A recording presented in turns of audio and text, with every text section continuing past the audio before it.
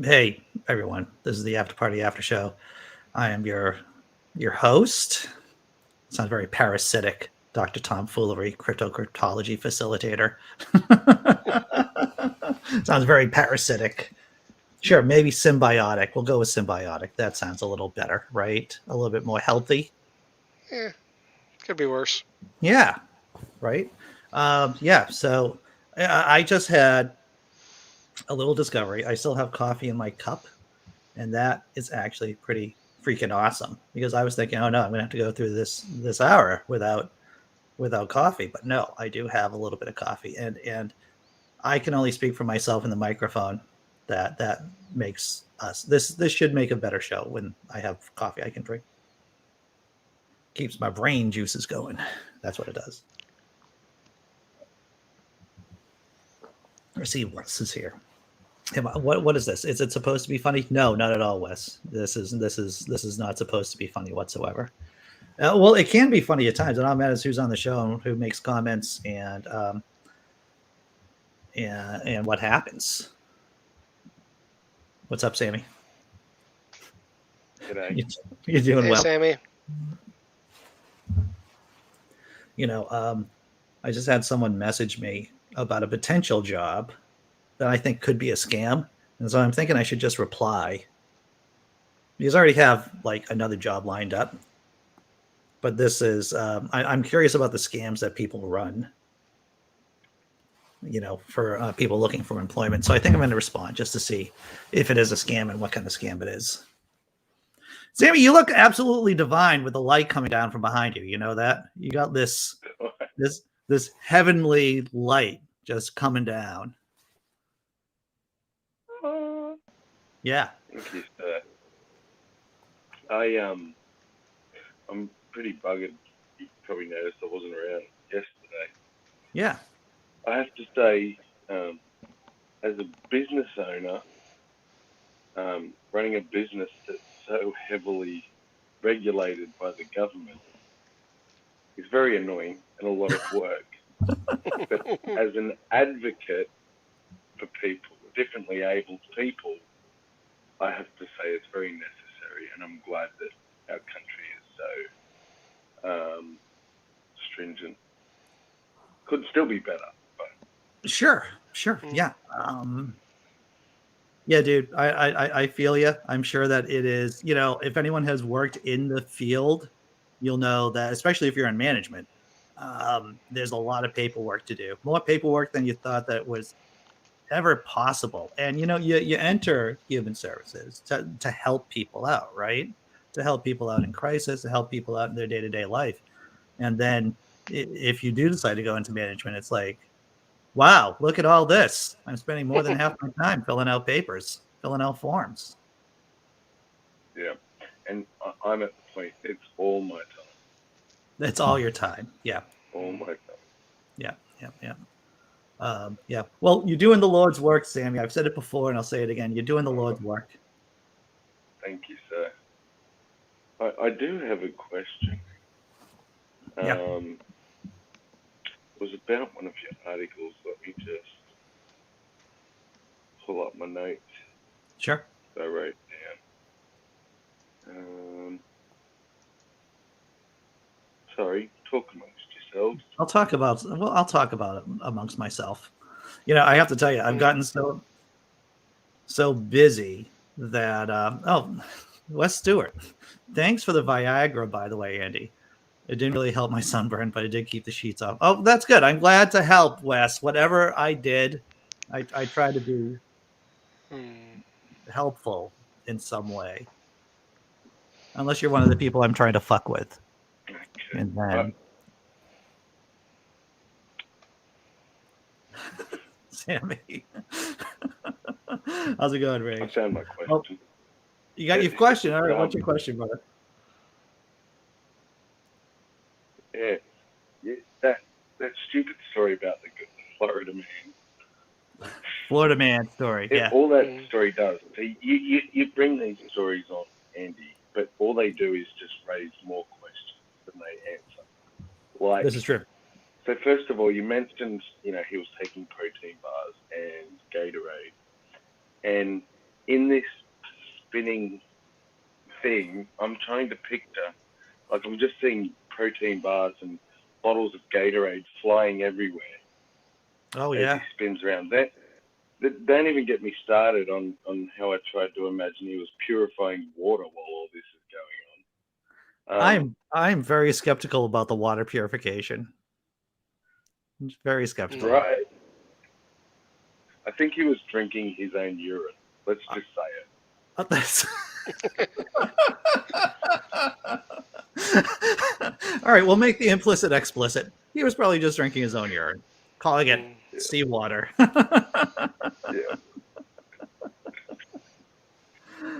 Yeah. The guy, I haven't looked on his website. I haven't looked on his YouTube page. He seems to have some kind of weird infrastructure of crazy. Mm. Yeah, I like the way you said he had thought. What how do you put it? Thought deficiencies or something to that effect. Yeah, it sounds like from my non-clinical, I don't have a clinician's license, but he has some kind of thought disorder going on up there, right? Because he got into his little wheel without doing the basic checks, right? Without going through the checklist of making sure I got my navigation equipment on point. I got my pro whatever. He just didn't do that. Yeah, just you're exactly right. Your basic checklist. Standing on the beach, you're like, right. First thing, have I got my navigation equipment? The most important thing. Do I know where the heck I'm going, or even what direction? Apparently not. And and you're right, Sammy. It opens up so many different questions. Like so you would think that you're on the coast of Florida, and I mean, how hard is it to know which way is New York City? Uh, How much navigation Which equipment do you need? did he walk the wrong way, or was he just taken with the currents the wrong way? Oh my, I wish I knew. It's another one of those questions, isn't it? It's like, was he going the wrong way, or was the wind just that much against him? Or Okay, so my girlfriend and I, we did talk about this, and I was saying that the current, right, the Gulf Stream, it should be taking him up north. And my girlfriend, who is at least, like I said, one standard deviation smarter than I am, she's like, I don't think it works like that, Andy. It's like, all right, oh, okay, I don't know. I'm with you. I Yeah. guess if the wind is going the opposite way, Maybe the wind is the thing, and maybe there are local currents. What do you think, Dave? If you start off in Florida, does the Gulf current? I know you're on the West Coast, and you may not have that much East Coast nautical experience under your belt. Yeah, I'm thinking it was the breeze or the tide that this these an aquazorb doesn't move that fast. Mm. They're like a really shitty paddle wheeler.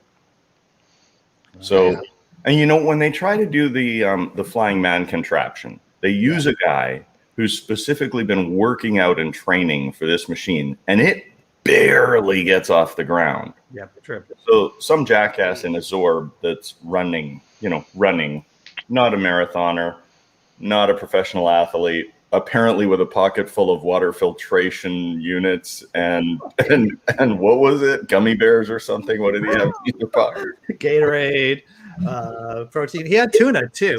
So it said that he was going to eat tuna, and I was thinking, was he going to try to fish for the tuna, or did he have cans of tuna present? No, he was probably trying to fish for them because they would have pulled him along pretty good. Those things are, up to 1,000 pounds. They would have pushed him somewhere. They would have pulled him somewhere. and I'm looking, and those floats, right, are like that big. So any wave bigger than that is coming in. I'm thinking about sharks, and now you're telling me the guy's sitting there eating tuna. Like, no way. This guy, he really thought about this. Hey? Oh, he had a plan. He had a plan. Yeah. Did you hear hot gummy bears? That would be nice. Did you see my post about the guy who tried to take the mini jet boat 250 miles or 240 miles from Key West? I don't think I did. Hang on, I'll see if I can find. Actually, Dave, you actually sent me the story on Twitter about the guards, right? The border guards in Canada threatening to go on strike because they don't want us Yanks in there, right? Is that the basic gist of the story? Well, I mean, in any story, there are pressures in certain directions, some of them to do with why are we letting all these idiots into the country? But also, I mean, Oregon's pretty close to us, it's not. Yeah. Yeah, it's more to do with they are a government service and they are not paid like it. I know that working on the dock, you work with people who are CBSA employees, and the absolute ire and disdain that they look at you with because you're a longshoreman and you're being paid appropriately for the risk you take at work, and they're literally standing next to you making half as much money. When I hear people complain about situations like that, I'm like, well, we should all be striving for good pay and good benefits. This is the thing that, and this is the nature of oligarchy, is that it separates. I'm going to put on my Bolshevik hat for a minute, maybe my Menshevik hat for a minute, and just say this is the nature of the system, is that it pits people of the same class against each other, right? It pits workers against each other. Yeah, and like, call me a stupid Aussie, but if we prop up the bottom, doesn't then it just have to follow? Like, if we raise our minimum wage, the next one up the ladder is not going to take the same money, so that's going to go up. Well, there are people who say, well, I don't want to do that because if we raise minimum wage, we're going to raise the cost of goods, right? Sorry. If we raise minimum wage, we're going to raise the cost of goods. Yeah. But for all the people in the middle income whose milk gets raised 10 cents and their cheese gets raised 10 cents and their bread gets raised 10 cents, it makes no difference to their life. Yeah. But what does, and to the people above that, they don't even notice. Like, it doesn't mean anything to them, right? To the people below that, what's the difference? It's enormous. Yeah, right? Sure. You can't justify it by saying, oh, well, prices would go up for them. Yeah, but they'd have more money. A question from the girlfriend for Dave. Dave, explain to me when the girlfriend was in Montana, people said Canadians were coming to Montana for vacation and Americans were going to Canada for vacation. So for Canadians were coming into Montana for vacation or vaccination, and Americans were going to. They both, yeah. There are people. All the truck drivers in Montana were invited up to Manitoba to get vaccinated because they're the people who cross the border with the goods for us. Oh yeah. So that did happen. I don't know if that's what she's referring to, but the vacation thing for sure. There's a couple of dynamics that play into that as well. One of them is the grass is always greener on the other side. That's definitely a part of it. People want to go to another country. It's that whole mindset of I didn't just stay at home for my vacation, right? The other thing is the parks in the United States are fantastically well kept. There's no garbage in them. The bathrooms are always clean. There's always clean, fresh water. You can go to a place where you can plug in your toilet, your water, and your electricity, and it's cheap. It's half the price it is in Canada. Interesting. So there are people who are glampers, glamorous campers. Oh yeah. Who they don't even want to go to the sites in Canada. Some of them they're full of people who just want to go out and get wrecked and party. Where in the United States, if you have a sheriff with a 38 on his hip who says, you guys need to turn that music down at 10 o'clock, generally speaking, most people do. Yeah. There isn't that sort of thing in Canada. It's a little more of a Wild West show at the campsites. The other thing is, if you go to the United States as a Canadian with a hunting group, You can hunt some animals that we can't hunt. You can use some weapons that we can't use. So there's that incentive for people who are enthusiast hunters. Right. They want to do that. But the Americans who are real hardcore Wild West enthusiast hunters who want to go get pissed out of their tree and go shoot guns, they go to Canada to do it because there's no regulation. There's nowhere near the number of parks and wildlife representatives. And we have 18,000 grizzly bears. You guys can't shoot a grizzly bear. We have a cull every year because the grizzly bears will overlap on their range and they'll kill each other anyway. Right. So it costs about $20,000 to shoot a grizzly bear, but you can't do it in the United States. So we attract a certain amount of trophy sport hunters up here, and that money goes to protecting and what do they call it? Inventorying, whatever, doing population counts on the bears and other creatures that, you know, we're being very careful with. We have these gigantic moose and caribou that I don't know if they cross the border, maybe in Montana, but there's definitely, there's areas out here that are almost untouched by human beings that you can go traipsing through with your shoulder cannon and blow their brains out and drag them back to your truck. So, yeah. So, but are the borders closed right now? They are officially, right? Yes, currently the borders are closed to everything but business visits or essential visits. Oh, that sounds like there's a lot of weasel room then for people who can think of creative ways to get across that border. Now, you'll also notice that the only way to get to Alaska from mainland United States is through Canada. Yes. So anyone who says, yeah, I'm going to Alaska, they now have to check in. They have to tell you where they're going. Like, we're driving this far and stopping at an RV camp. We're staying at this hotel. You know, they have to have their accommodations preset and they have to follow a plan. If they don't make it to the Alaska border by the day they're supposed to, if they're 24 hours late, they become a fugitive in Canada. Interesting. Yeah. Sammy, were you going to say something? For some reason, I thought you put Cryptomeria's comment up saying she was at the leave, and I was just waving goodbye. Oh, okay. Cool. It wasn't even the one you put up. Okay. Yeah, I don't know why this popped into my head, but I guess you'll talk about hunting and stuff, and people, like Lee's mentioned, people who hunt suck, which I do agree with to a degree. There's some hunting, like with the culling and that, when it benefits the environment, I agree. A few decades back here in Australia, it's still a massive problem, but there was a certain part of bushland that was so overrun by feral cats that we had to resort to calling in the army. Wow. And and they would, there was a big uproar, from animal cruelty groups and whatnot. But they said we one shot, in the head, whatever. We wouldn't take the shot if it wasn't clean, and right, and whatever.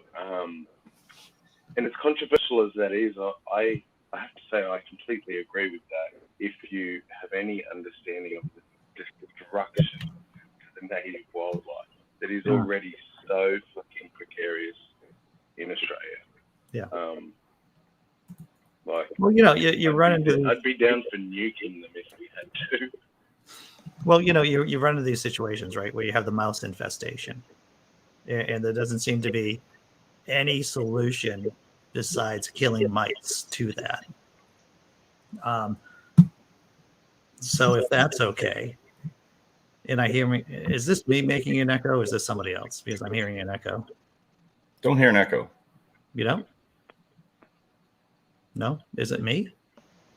No, You it's usually the person who can't hear it who's actually making the echo. No. I heard the echo, so guess it's Dave. Dave is the simple one. If I say something and Oh, now you're gone, Dave. You're silenced. I hit mute in the middle, did it echo when I hit mute or did it not?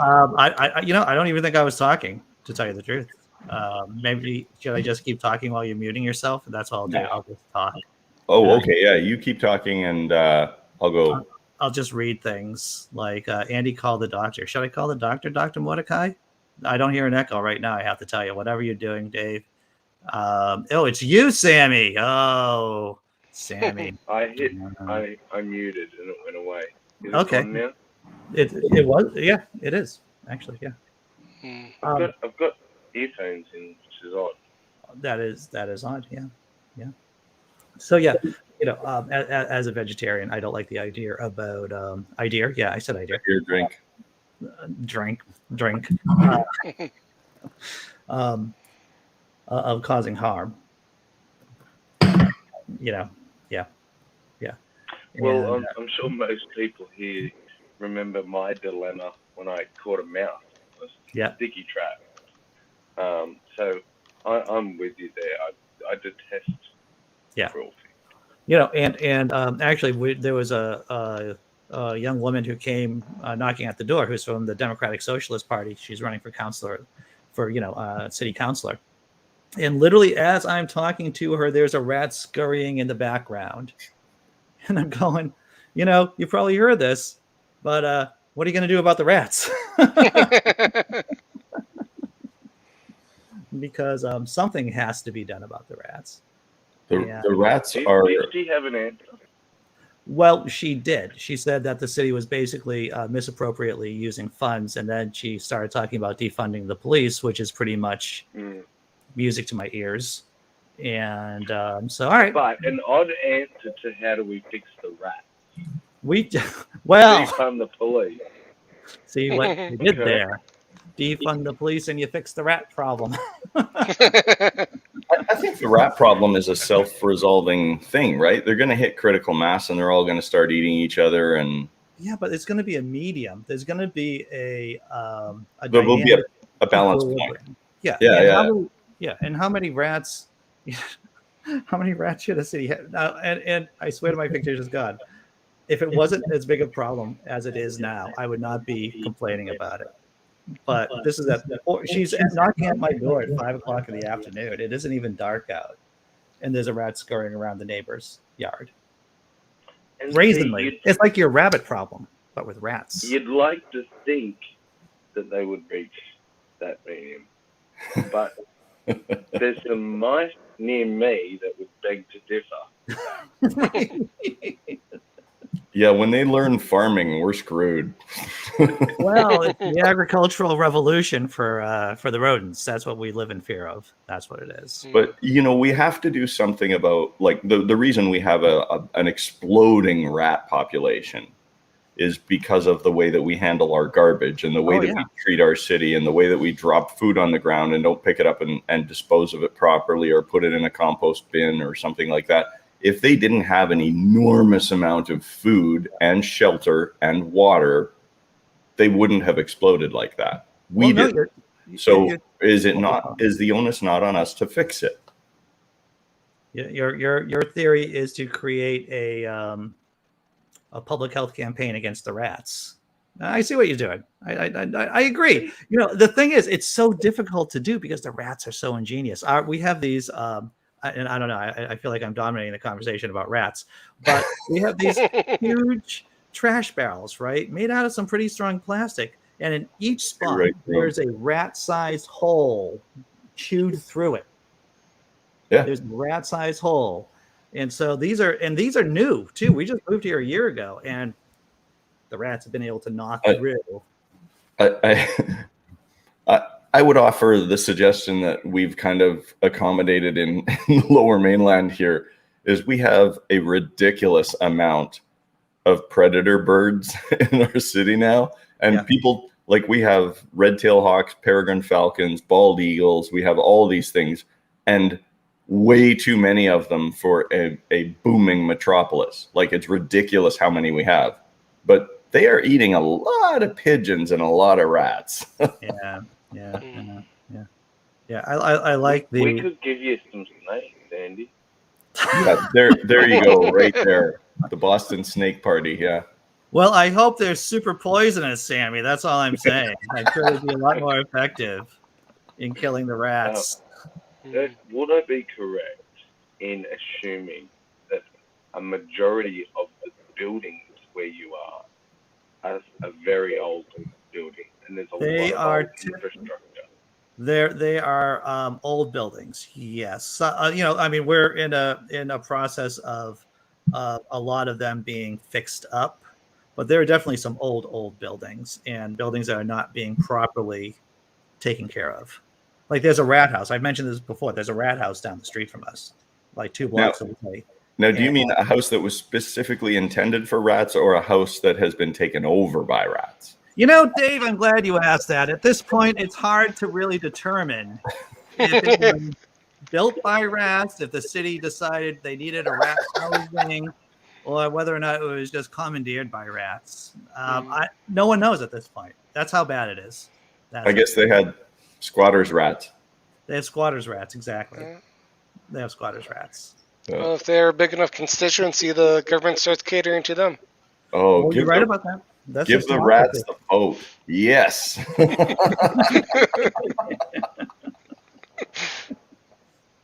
Oh, that's awesome. Don't say it. Nobody say it. All right, I'll say it. Rat lives matter.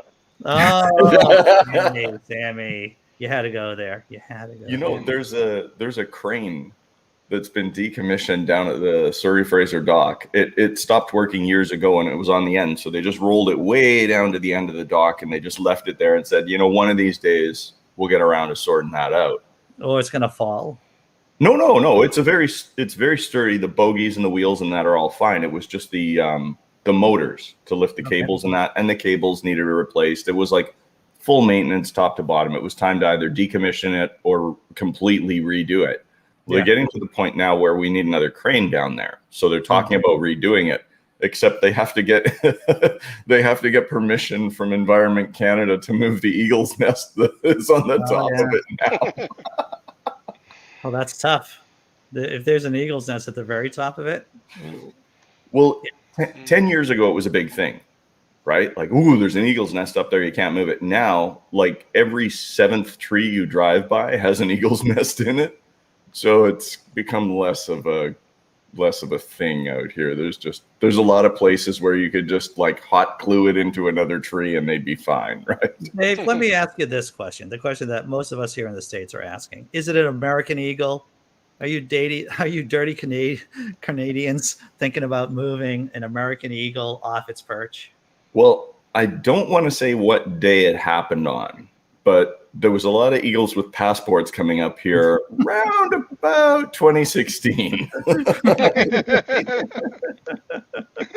They were like, hey, they put us on the dollar bill, but screw this shit. We're out of here. Yeah.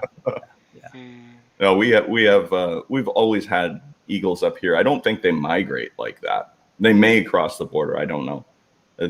Definitely there are lots that are on the south side of the city that would actually fly into the U.S. into Blaine or Bellingham to hunt for sure, because it's only like 15 miles away or whatever. So they would cross the border just because of the proximity of the range. I don't know if they migrate, but we have so many eagles out here now, and there's a lot of a lot of the farms in Delta and that. They left all the high trees up, knowing that the predator birds would roost up there. And there's a section of the highway that I drive down to get to work where you can't even count the eagle's nests as you drive by them. It's just a huge number, over 100 in this one farm field, right? So you're saying that we could actually get some eagles from you, Dave? That you want to buy some eagle eggs? Wow, that sounds pretty cool. Take care of them rats. Put them on top of your roof. MC Fractal says there was a book years ago that he read about a hypothetical future of rats after a mass extinction in which rats hijacked prior niches, like deer and wolves. Well, I mean, isn't that what happened after the dinosaurs vanished, right? They weren't rats, but they were small mammals that just kind of took over the niches. And they got really big. Yeah. Yes, indeed. Over time. So I don't mean to distract from the conversation, but I put a share screen up there. And if you look at this guy's channel on the bottom left-hand corner, I tried to drive my supercharged mini jet boat 240 miles from Key West to, what does it say? From Tampa Bay to Key West, 240 miles. And how did it go for him? I haven't watched the video yet. I like his car videos, but there's the Florida jackassery that I just, I'm Canadian. We're like, oh yeah, here we go again. Right.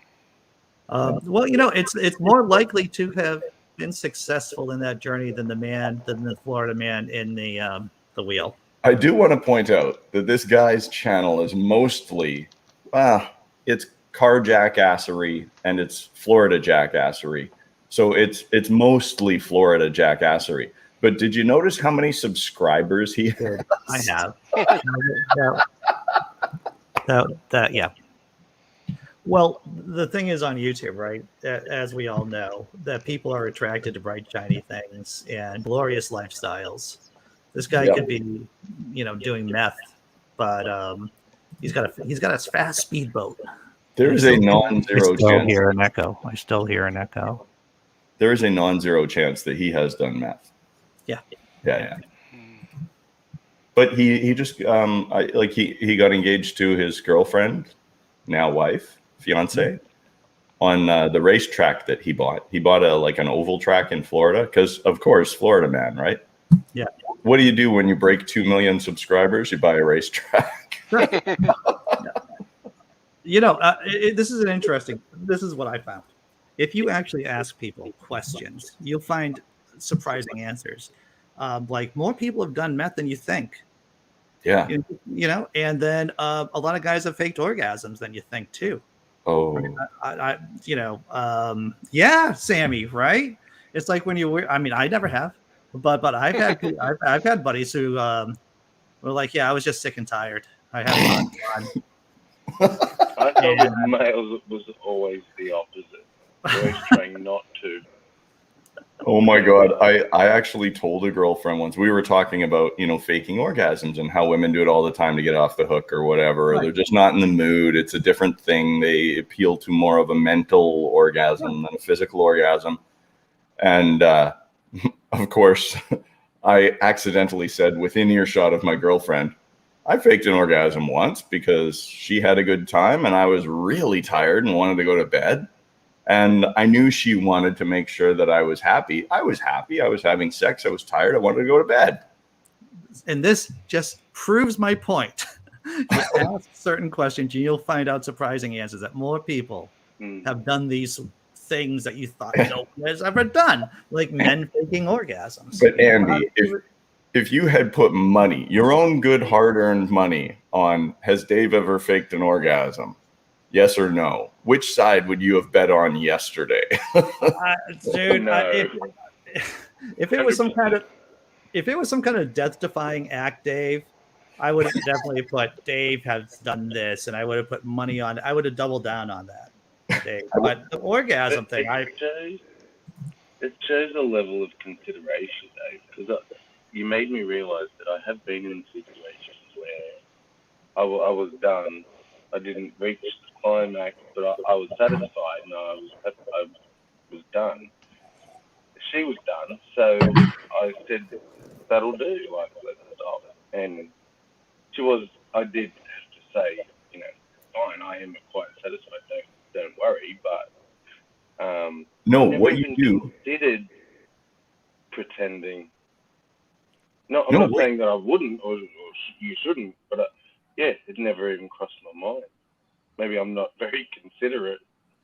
Okay, now if all the women listening and watching can put their fingers in their ears and go la la la la la for about 15 seconds until I stop talking, that'd be great. But do I want to do this too, Dave? I just want to know this. Should I be putting my fingers in my ear? No, this is just the women, just the ladies. Okay. Yeah. Guys, if you're out there and you're at that point, you've had a wonderful time, you want to go to bed. As soon as she orgasms, tell her you did too, because she's not paying attention to you. That's good, Dave. I like that. Wise. Here's the thing. If you come, I gotta go grab my phone. I'm still listening here. All right, dude. What's that, Sammy? This is a man who's been around the traps. There's like a super echo. I didn't hear that, Sammy. Can you say it again, please? Am I still echoing? No, I that's better. okay. I said, this is a man who's been around the traps once or twice. Oh yeah. Definitely. Wow, genius stuff that you learn here on this show. Okay, I'm back. Okay, Dave. Good to have you back. Yeah, I worked the rail yard yesterday, so I was jumping up and down off of stationary, not moving, stationary rail cars all day in the sunshine with my sunscreen on and my gear. Yeah. What did I do yesterday? I just worked. Nothing as glamorous as you, Dave, of course. Nothing as death-defying. Well, it wasn't death-defying as much as it was minor injury-defying because I was only like 8 to 12 feet off the ground. Dave, I don't want to drop this bit of wisdom on you, but that's enough to get fucked up. Like 8 to 12 feet, that's enough. Yeah, it's not like I'm over 200 pounds or over 50. Oh, wait. Yeah, there's inertia. There's like an equation that you could probably do. How many joules? How much force you're going to hit the ground with? Yeah. Hey, meatbag, what happened? Gravity over age times. Yeah, and the and the finished product, the equal sign after the equal sign is the likelihood of you getting fucked up, basically from falling from 8 to 12 feet. Well, I have to admit, I have worked the rail yard in the snow. Oh yeah. On a graveyard shift, and it is exponentially more dangerous. Oh yeah. When things are frozen and things are slippery and it's dark and you can't even see the ground. It's that dark in some places because you're between two rail cars or whatever. And you're freezing cold and your hands aren't working properly and that it can be a lot more challenging. But yes, I feel like this is a cry for help, Dave. That's what I feel like this is. This is we're in the midst of Dave's cry for help. Dave, have you thought about other employment opportunities? Have you considered any of that stuff? well, I had a desk job for 25 years, so I've just kind of broken out of that into this. Intriguing. But maybe breaking into something that offers the same kind of perils to your physical body to you. What is this? Oh, they just posted the dispatch slips, but they posted the wrong slips. Oh, all right. Whoops. Yeah, I really like working with heavy stuff and cranes and big trucks and the forklifts that we work with aren't the forklifts you see at the lumber yards. They're the ones that could lift those up like 50 feet off the ground. We work with forklifts that can lift an entire container. We have things called reach stackers and top lifts that the tires are 2 feet higher than my head. The rubber tire gantries, they only move at 1 mile an hour because any faster than that and you wouldn't be able to stop them. They lift 150 tons. The cranes that we work with, like I said, I went up the crane the other day and underneath the crane is 130 feet high, right? So it's really cool to work with big equipment and do things that very, very few, like there aren't a lot of people who've ever unloaded a yacht. We have a pipe ship coming in again with 6 foot wide, 260 foot long pipe on it. Like who unloads that off of a ship? Very few people. Yeah, I'm intrigued with Tobin's because it makes me want to ask other questions. Tobin says there's a guy I was working with on a roof, turned around, and he was gone. He slid off the roof. Lucky guy, the hammer on his belt helped break the fall. I think that's a joke. The hammer broke the fall. Very good. That's what I thought. I saw that as. I'm sitting there thinking, did it like hook onto the guttering or like? Yes. In a perfect world, that happens, but if you don't make it to the peak of the roof to hook your fall arrest onto it, if you fall before then, or if you fall while you're moving, you're supposed to leave one side connected and then connect the other side and then go back and disconnect. A lot of guys just disconnect, walk across the roof, and drop their hook on the other. And if you fall during that time, you are free falling to the ground. Yay. The guy who took us up in the beer garden the other day in that container that goes up underneath the crane and out over the ship, Yeah. said about a year ago, he was working on one side of the container with a guy, and he was giving him instructions. It was his first time up in the container. So he turns around and walks to the other side of the container to do something else, and turns around, and the guy's not behind him. He's like, holy shit. So he runs down the container. He's looking out the side. He's looking for where the guy's fall arrest gear has to be like hung up somewhere. He's got to be dangling out of the container somewhere. And hopefully he's safe and he hasn't hit anything on the way down. And he's looking and looking and looking. And then the guy walks up next to him and looks out and goes, what are you looking for? Oh. He had walked all the way down the container with him, and when he turned around, he turned the wrong way, and he was standing behind him the whole time. Oh, that's beautiful. That's like cartoon physics right there. He said, you freaked the shit out of me, man. That's beautiful. That's beautiful. Classic silent movie era gigs. Some Buster Keaton stuff going on there. Yep. Yeah. But the first thing that runs through your head when the guy's missing is, oh, it's not going to be a good day. There's going to be paperwork to make out. I'll tell you that. There'll be paperwork. Somebody's going to have to piss in a cup and sit down with their agent and have an interview. Yeah, indeed. Indeed. What did they do here? Come on. He says They landed on the hammer. landing on the hammer. That's not good. Yeah, left a nasty bruise. I'm sure. Yeah, I'm not a I'm not a handy person at all, and I can intellectually understand why certain people would want to work with large, dangerous objects. I'm just not one of them. I do all kinds of other crazy stuff. What's that, Sam? I haven't fallen off anything, thankfully, but I screwed a screw into my arm with a what they call a collated drill. So the screws are on a belt, and you just push it. As you push the drill in, it drills the screw. Yeah. This is for the gyprock sheet drywall, I think you Drywall. call it. Yeah. Yeah, and I was doing what we call a header. So the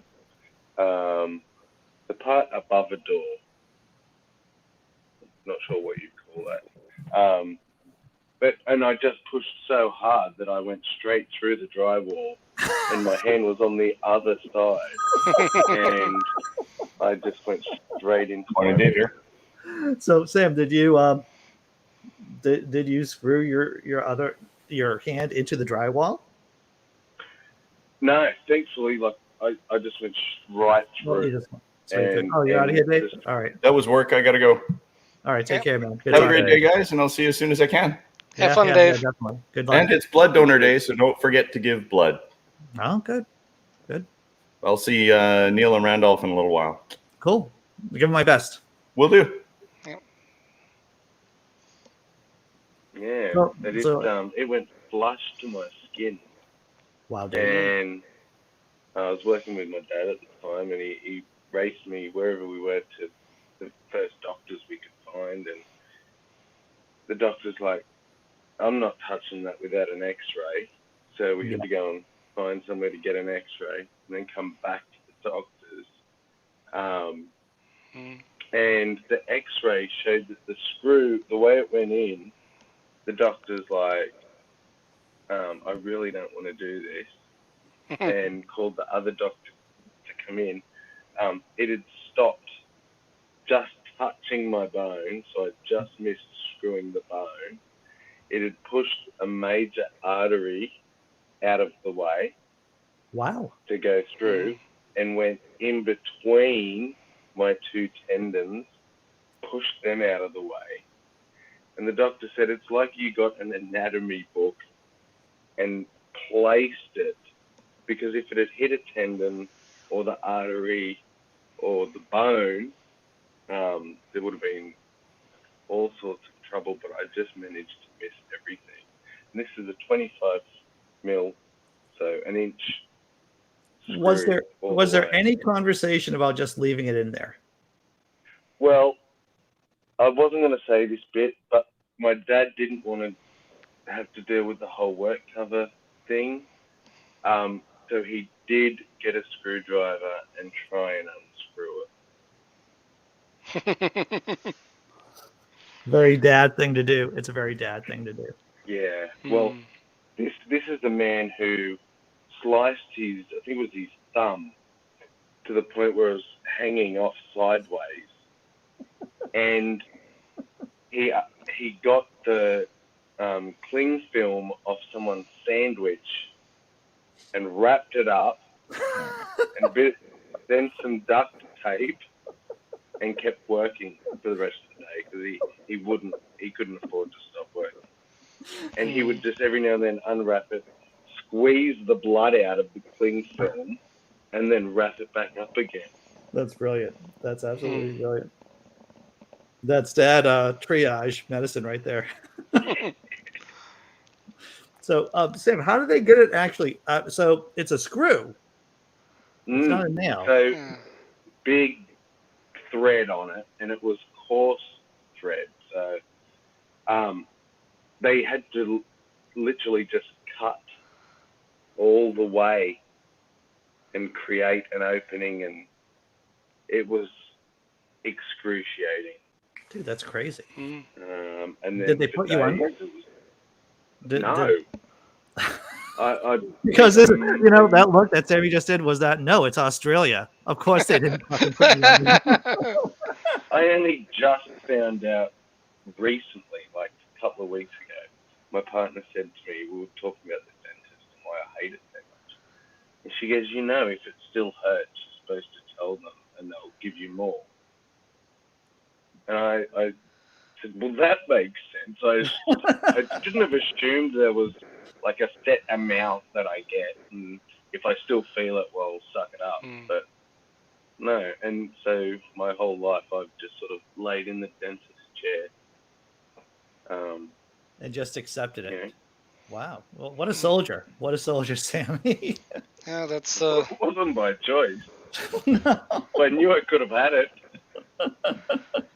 that's far closer to getting crucified than I've ever been. Oh yeah. Well, this is true. This is true. So Tesla, what's Tesla saying here? Reminds me of my uncle. He had a chainsaw accident where he shredded his foot. He took the time to put the chainsaw away before calling for help. Wow, that's harsh. That's yeah. Must have been his pride and joy. Wow. So Sam, I just want to go back to this crucifixion here, as Dr. Tom Foolery said. How long did it take him to excavate the screw out of your arm? Probably 30 minutes. Did you just say 30? Yeah. Wow. And because they have to get around so many different. Right. I think you're in and out at this point, Sam. Sorry, hang on. That's okay, man. Yeah, that makes most of my childhood trauma look pretty pale in comparison, to tell you that, or at least in the physical sense, yeah. Yeah. The worst childhood trauma I had was getting staples in my head after foolishly walking behind a swing set when the swings were swinging the wrong way. Oh yeah, right. You misjudged the whole swinging momentum. Yeah. Yeah. The key is not to run behind the swing set when they're swinging away. It's you start running when they're there so that they're not there when you're passing by. Right. Well, that would make sense, wouldn't it? Yeah, well, the logical capacities of a young kid are not as well developed. Oh yeah. Yeah, well, this is true. Even the smartest kid can make stupid kid mistakes, right? Yeah. Yeah, I had a I was just afraid, and this probably kept me from doing things, but kept me safe at least. I was afraid of a lot of things outside. I was afraid of bees. I was afraid of dogs. Um, I didn't like the sun because it would just be too bright. So yeah, Mm, yeah, it kept me from doing things that could have put myself in that could have put me in danger. Outside things. yeah. And that's why we have the Andy Hall that we know and love today. Oh yeah, that's right. A little overly anxious, maybe, but I am intact. Yeah, I gotta look at my schedule. I know I've agreed to do like a bunch of things this weekend. I think I'm gonna be, yeah, I'm supposed to be on a bunch of shows, and I'm Mm, working, and I haven't really sat down to figure out what I'm gonna do or or my timeline, and I gotta figure that out. Probably really fucking soon, to tell you the truth.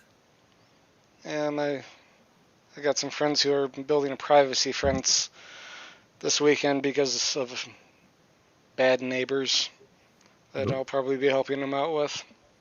What do the neighbors do? Constant complaints to the city and just So every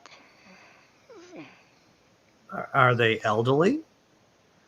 the neighbors or Yeah. my friends. Oh no. Well, who's doing the complaints? Is it the neighbors doing the Yeah, the complaints? neighbors. Yeah. Well, my friends have like lots of pets, like Oh, bunch of ducks, chickens, some cats, dog, right. So there's always some kind of cacophony and going on between the ducks, the cat, the dog. and their son also just plays unattended in the backyard that they keep on getting complaints about. Uh, Sure. Sure. this, I had a neighbor um, who liked. This is back in the day. This is years ago. mhm. Who liked to run his motorcycle at like 2 o'clock in the morning. I don't know if he was working on the motorcycle, but he just really liked revving his motorcycle at 2 o'clock in the morning. I nicknamed him Bad Jerry because his name was Jerry, and on my other side happened to be Good Jerry because his name was Jerry too, but he was Good Jerry. He didn't rev anything at 3 o'clock in the morning, and I'll admit it, I was definitely afraid of calling the cops on Bad Jerry. I think Bad Jerry was in a gang, and I didn't want to mess with Bad Jerry. Hmm. Yeah, well, that's one of the problems of living with people. Well, this is true. Yeah, I've been lucky overall with neighbors, and overall, Hmm. yeah, yeah. I don't know if I was ever a bad neighbor. I don't think I was. I'm a quiet neighbor. I find that hard to believe, Dr. Tomfoolery, that you would be quiet. I'll tell you what, I think I'm going to wrap up this show a little bit early today because I got to eat. I'm like starving. And Mm, today is a long work day for Andy. And okay. and then I have to come back and prepare for the show for tomorrow and do all that other stuff. And so I think I'm going to close things out today to make my burden a little bit easier. I think that's what I'm going to do. Okay. Well, Back just in time to say goodbye.